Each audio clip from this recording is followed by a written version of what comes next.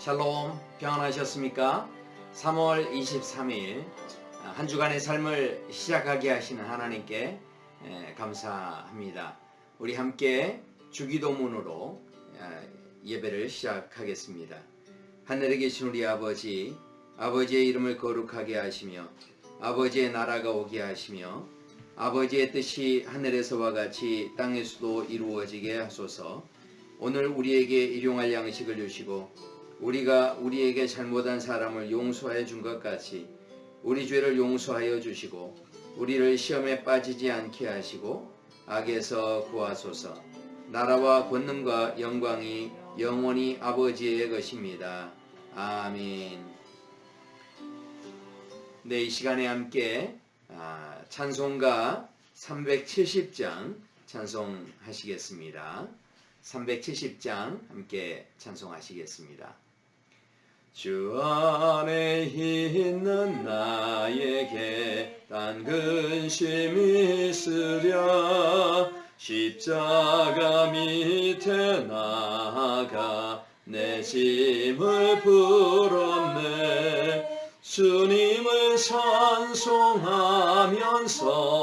할렐루야 할렐루야. 내 앞길 멀고 험해도 나 주님만 따라가리.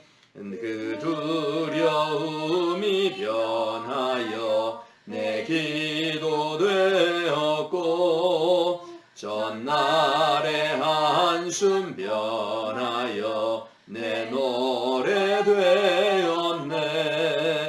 주님을 찬송하면서 할렐루야 할렐루야. 내 앞길 멀고 험해도 나 주님만 따라가리. 내 주는 자비하셔서 늘 함께 계시고 내 궁핍함을 아시고 늘 세워주시네. 주님을 찬송하면서 할렐루야 할렐루야. 내 앞길 멀고 험해도 나 주님만 따라가리. 내 주와 맺은 언약은 영불변하시니 그 나라 가기까지는 늘 보호하시네. 주님을 찬송하면서 할렐루야 할렐루야. 내 앞길 멀고 험해도 나 주님만 따라가리. 아버지 하나님 감사합니다. 오늘 우리에게 또 지난 간밤도 주님의 그 품 안에 품어주시고 또 새롭게 하루를 시작하게 하시는 주님 감사합니다. 주님, 이 땅 가운데 은혜를 베푸시사 주님 모든 전염병이 그치게 하시고 또 하나님의 주시는 놀라운 회복의 은혜가 있도록 하루빨리 우리 가운데 역사하여 주시옵소서. 특별히 이 땅의 모든 죄악을 씻어주시고 또 깨끗하게 하여 주시옵시고 또 아버지 하나님 주님 안에서 우리 많은 우리 주의 자녀들 우리 많은 교회들이 다시 한번 주님 안에서 새로워지게 하시고 또 하나님의 나라를 위하여 아버지 하나님 나라의 확장을 위하여 아름답게 쓰여지도록 도와주시옵소서. 오늘도 주님 앞에 말씀 붙잡고 하루를 시작하는 우리 성도들 가운데 동행하여 주시기 원하옵고 예수님의 이름으로 기도드립니다. 아멘. 하나님께서 우리에게 주시는 말씀은 신명기 1장 9절부터 18절까지의 말씀입니다. 신명기 1장 9절부터 18절의 말씀을 제가 봉독해 드리겠습니다. 그때 내가 너희에게 말하여 이르기를 나는 홀로 너희의 짐을 질 수 없도다. 너희의 하나님 여호와께서 너희를 번성하게 하셨으므로 너희가 오늘날 하늘의 별같이 많거니와 너희 조상의 하나님 여호와께서 너희를 현재보다 1000배나 많게 하시며 너희에게 허락하신 것과 같이 너희에게 복 주시기를 원하노라.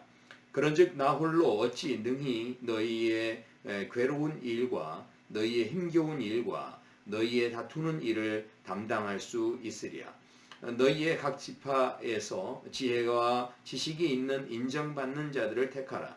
내가 그들을 세워 너희 수령을 삼으리라 한즉 너희가 내게 대답하여 이르기를 당신의 말씀대로 하는 것이 좋다 하기에 내가 너희 지파의 수령으로 지혜가 있고 인정받는 자들을 취하여 너희의 수령을 삼되 곧 각 지파를 따라 1000부장과 100부장과 50부장과 10부장과 조장을 삼고 내가 그때에 너희의 재판장들에게 명하여 이르기를 너희가 너희의 형제 중에서 송사를 들을 때에 쌍방간에 공정히 판결할 것이며 그들 중에 있는 타국인에게도 그리할 것이라. 재판은 하나님께 속한 것인즉 너희는 재판할 때에 외모를 보지 말고 귀천을 차별 없이 듣고 사람의 낯을 두려워하지 말 것이며 스스로 결단하기 어려운 일이 있거든 내게로 돌리라. 내가 들으리라 하였고 내가 너희의 행할 모든 일을 그때에 너희에게 다 명하였느니라. 아멘. 네, 오늘 하루의 삶도 성령 충만하시고 또 행복한 하루의 삶이 되시기를 축원합니다.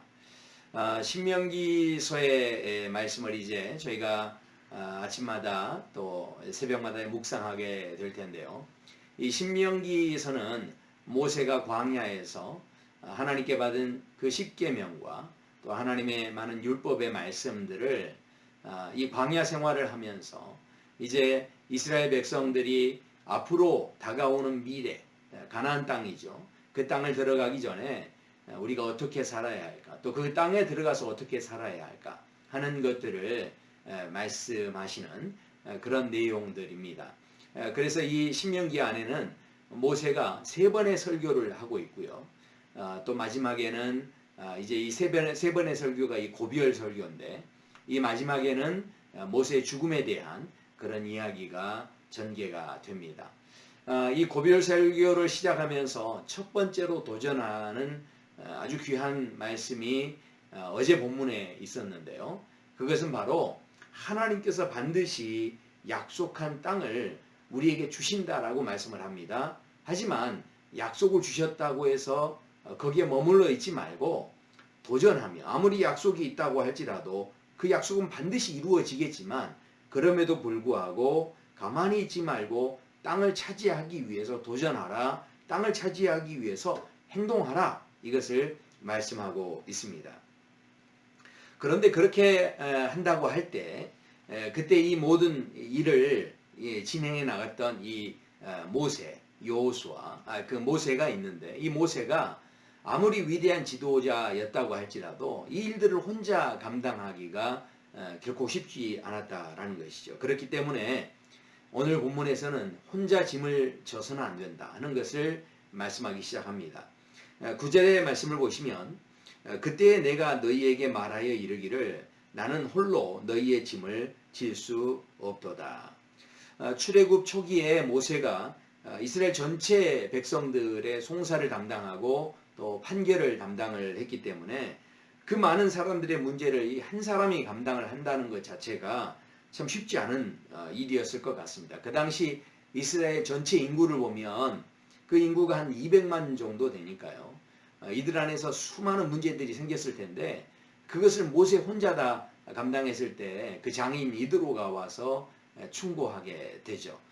오늘 그래서 이 많은 백성을 내가 홀로 감당할 수 없다라고 하는 이 현실적인 문제를 솔직하게 언급을 합니다. 모세가 어쩌면 가장 힘들었던 것은 광야의 어떤 어려운 환경이 아니었을 것 같습니다. 그것은 바로 모세의 마음을 힘들게 했던 전혀 모세에게 힘이 되지 않고 오히려 불순종하고 늘 부정적인 반응을 보였던 백성들이 아마 모세에게 있어서는 광야 생활보다 더 힘든 문제가 아니었을까 하는 생각을 해보게 됩니다. 결국 중요한 것은 어떤 공동체가 움직여 나갈 때 거기에 함께 마음을 같이 해주고 힘들 때 같이 위로해주고 또 무슨 일이든지 함께 박수 쳐주고 응원해주는 그런 모습들이 우리 안에 있는 것이 얼마나 중요한지 모릅니다. 오늘 본문에서 정말 놀라운 것이 있다면 결국 이 모세가 이 무거운 짐을 지고 있는 이런 모습이 보여지고 있는데, 그런데 너무 놀랍게도 이 무거운 짐이라는 것 자체가 자세히 보시면요, 이 모든 상황이 하나님께서 이미 아브라함에게 너희 후손을 별과 같이 많게 할 것이다 말씀하셨는데, 바닷가에 모래같이 할 것이다 하셨는데, 그 약속이 이루어졌기 때문에 지금 이 짐이 많이 늘어났다라는 것이죠. 자, 10절 말씀을 보시면 너희의 하나님 여호와께서 너희를 번성하게 하셨으므로 너희가 오늘날 하늘의 별같이 많거니와. 예. 자, 그런데 지금 이 내용을 보면 우리가 이 축복의 내용에 대해서 하나님께서 약속하신 대로 이루어 주시는 이 축복 자체가 모세에게는 어쩌면 버거움이 될 수 있는 문제였다라는 것이죠. 여기에서 그런데 더 놀라운 것은 모세가 이렇게 번성하게 되는 이 축복이 있는데 여기에 홀로 아마 이 모든 짐을 지기가 참 부담스러웠을 텐데, 그럼에도 불구하고 이제 더 놀라운 것은 뭐라고 이 모세가 기도를 하냐면 백성들이 현재보다 1000배나 더 많아지고 복을 받기 원합니다. 이렇게 기도를 하고 있다는 거죠. 11절의 말씀 보시면요, 너희 조상의 하나님 여호와께서 너희를 현재보다 1000배나 많게 하시며 너희에게 허락하신 것과 같이 너희에게 복 주시기를 원하노라. 그렇게 말씀합니다. 요새 젊은 부부들 보면 아이를 낳기를 기피합니다. 왜냐하면 교육비 문제도 있고 이 경제적인 부담뿐만 아니라 또 맞벌이하는 부부들 같은 경우는 그 아이를 양육한다는 것 자체가 좀 쉽지 않다 하는 이 사회적인 환경 문제들이 있기 때문에 그렇습니다. 사람이 이렇게 그 가정 안에서 아이를 낳아서 키우는 것도 참 이렇게 버겁다 해서 겨우 출산해도 1명 정도 이렇게 출산하는 그런 가정들이 늘어나고 있는데, 그런데 그 200만이나 되는 사람들이 있는데 그럼에도 불구하고 현재보다 1000배나 더 많게 해달라는 그런 기도를 하고 있다니 정말 놀랍지 않습니까? 이것은 어떤 의미에서는 영적인 도전이죠. 이런 도전이 실은 우리에게도 필요하다라는 것입니다.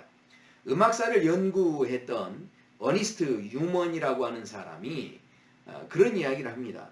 위대한 작곡가는 영감이 생겨서 일하는 것이 아니고 하나님의 영광을 위하여 열심히 일하기 때문에 영감이 온다. 이런 말씀을 합니다.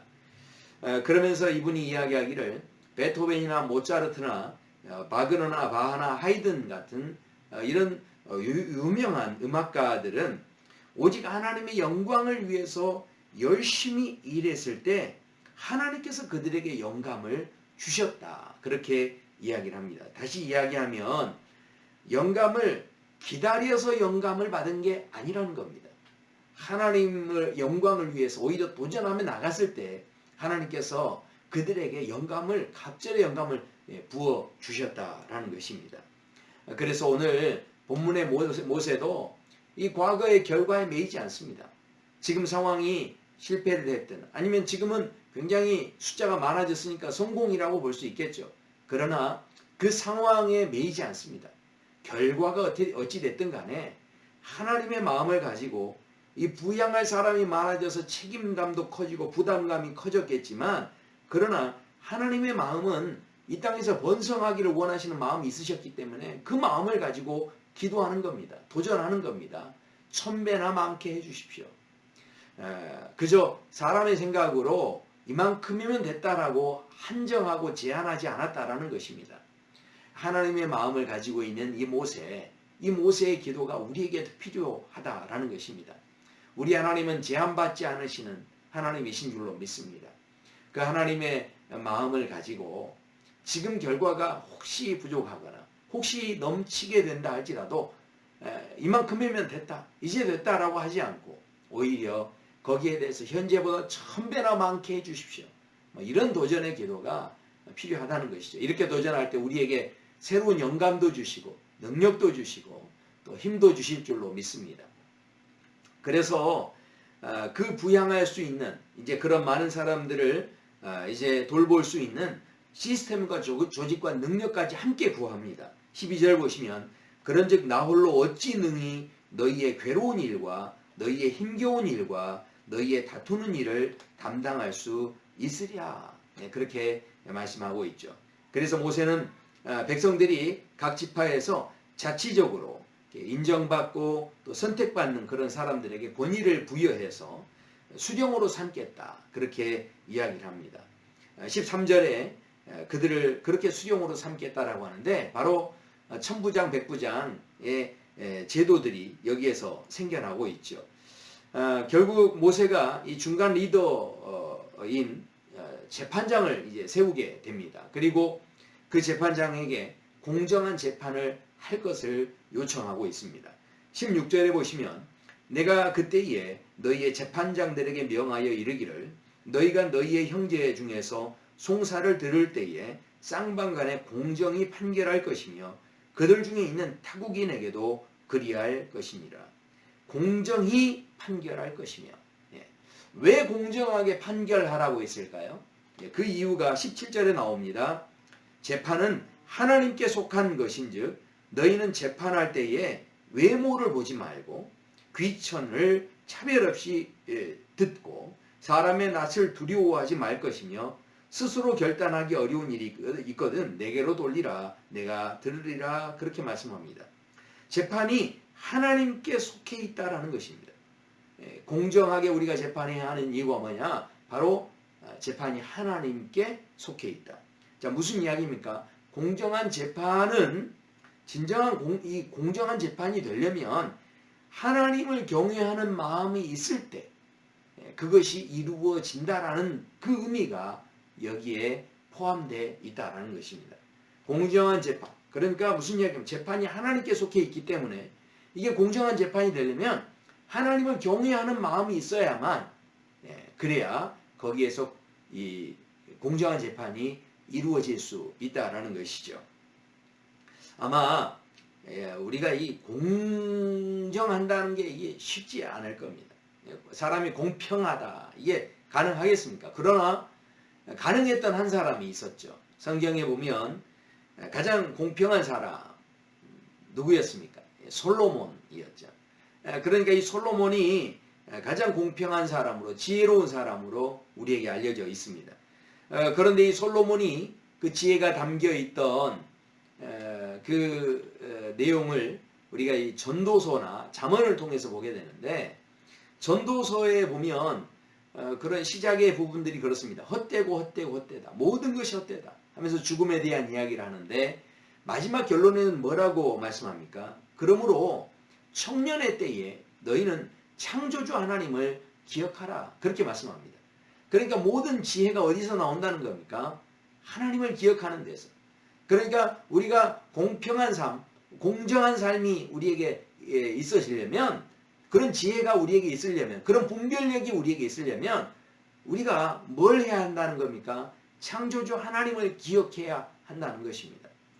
전도서뿐만이 아닙니다. 잠언서도 보면 수많은 지혜의 말씀들이 거기에 펼쳐져 있습니다. 그런데 이 잠언서의 마지막에 보면 결국은 뭐라고 말씀합니까? 일의 결국을 다 들었으니 하나님을 경외하고 그 명령을 지킬지어다. 이것이 사람의 본분이니라. 그 다음에 하시는 말씀이 하나님은 모든 행위와 모든 은밀한 일을 선악간에 심판하신다. 그렇게 말씀하고 있습니다. 무슨 이야기입니까? 결국은 일의 모든 것을 너희가 다 들었으니 가장 지혜로울 수 있는 방법이 무엇이냐?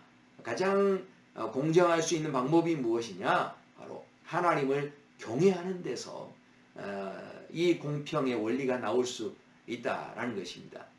사랑하는 성도 여러분, 진정한 이 땅을 사는 동안 공평하게 우리가 모든 게 분배된다는 것이 무엇일까요?